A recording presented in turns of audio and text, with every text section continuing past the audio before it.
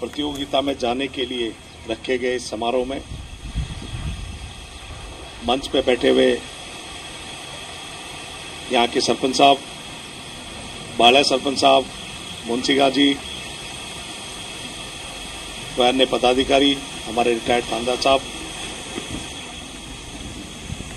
वह मेरे बच्चों, श्रीमान सीओ साहब हमारे बीच में आगे हैं साहब, और हम सब ड्यूटी पे थे।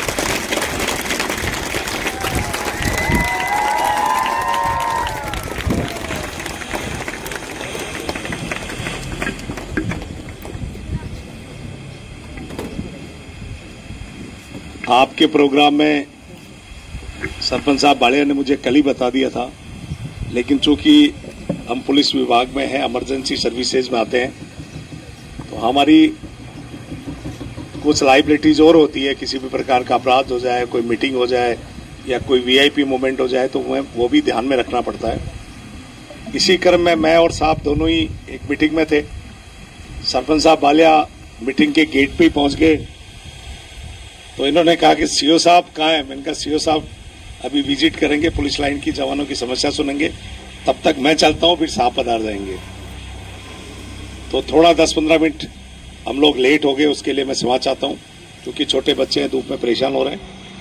मेरा आपसे यही निवेदन है, एज ए पुलिस अधिकारी तो मैं सबको ये कहूंगा कि कानून में विश्वास करें, सोशल साइट्स पे ज्यादा, अभी आपकी उम्र नहीं है, विजिट नहीं करें, विश्वास नहीं करें। अभी बड़े साइबर फ्रॉड चल रहे हैं। आपको, आपके डिवाइस को, आपके दिमाग को वो कंट्रोल करने की कोशिश करते हैं। जब आपका दिमाग, आपकी डिवाइस पूरी कंट्रोल हो जाती है, तो फिर आपके साथ में किसी भी प्रकार के अपराध को करने की चेष्टा रखते हैं। तो मैं आपको यही कहूंगा, आप स्कूल में पढ़ रहे हैं, हो सकता है आपके माँ बाप, आपकी माता गृहिणी है और घर में ज्यादा काम नहीं जानती, पढ़ी लिखी कम हो सकती है, लेकिन मोबाइल आजकल सब रखते हैं, चाहे वो पढ़ा लिखा हो या नहीं हो, जवान हो, बुजुर्ग हो। लेकिन आप जब स्कूल में पढ़ते हैं, 12th स्टैंडर्ड की स्कूल है, तो अपने माता पिता को, अपने भाई को, जो भी ऐसा आदमी है जो इनके बारे में कम जानता है, लेकिन किसी न किसी मोबाइल या डिवाइस का उपयोग करता है, तो उन्हें न्यूज चैनल्स पे, पुलिस के प्रोग्रामों में जो साइबर के संबंधी अपराधों के संबंध में उपाय बताए गए हैं, उनको आप अपने घर में भी बताया करो। मैं टीचर से भी ये उम्मीद रखूंगा कि जब भी आप क्लास लेते हैं या सुबह की प्रार्थना करते हैं, तो जो साइबर से संबंधित होने वाली एक्टिविटीज पर डे की अगर आपकी संज्ञान में ग्रुप के द्वारा या न्यूज़पेपर के द्वारा आती है, वो बच्चों को तुरंत बताएं, ताकि उनके उपाय कर सकें। और इस प्रकार का जो अपराध अब नया चलन में आया है, पहले कोई आदमी अपने घर से जाता था, गाड़ी लेता था और चोरी करने जाने के लिए किसी स्थान पे जाता था, पुलिस के लिए उपयुक्त था कि वहां से कोई एविडेंस उठाते थे और पकड़ भी लेते थे, और वो लोग अपराध करने वाले आइडेंटिफिकेशन थे। लेकिन अब अपराध नए तरीके का हो गया, वो आपकी डिवाइस पे, आपके इक्विपमेंट्स पे अटैक करते हैं, आपके दिमाग पे अटैक करते हैं, और विदेश में बैठा हुआ भी आपकी जो जेब है, आपकी तिजोरी है, आपका किसी भी प्रकार का जो आप लेन देन करते हैं, उन पे अटैक करके आपका गाड़ी कमाई का पैसा ले जाते हैं। क्योंकि ये मेरा सब्जेक्ट है, इसलिए मैं इस सब्जेक्ट पे ज्यादा बोलूंगा। तो आप सभी लोग इसके लिए अवेयर रहें, कानून में विश्वास करें, और यहां सबसे कम चलन है यातायात नियमों की पालना करने का।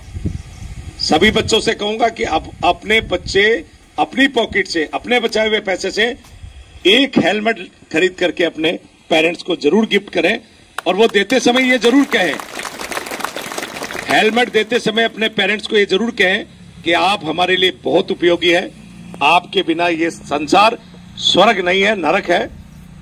हमारे उज्जवल भविष्य के लिए, हमारे परिवार के आने वाले उज्जवल कल के लिए आपकी सुरक्षा इस हेलमेट के साथ बहुत जरूरी है, ताकि इस इमोशनल अटैचमेंट के पास वो उसका उपयोग भी करे।